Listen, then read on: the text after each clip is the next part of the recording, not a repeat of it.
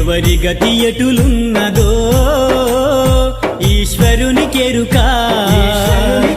ఎవరికి విధముగా జరుగునో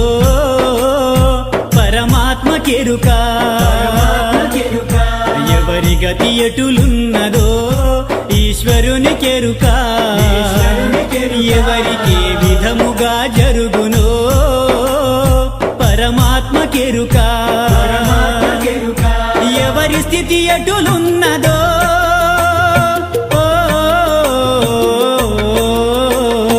ఎగసి ఎగసి పడుటే కాని అలవి కాదెవరికైనా హరిహర బ్రహ్మాదులైనా అనుభవించక తీరదు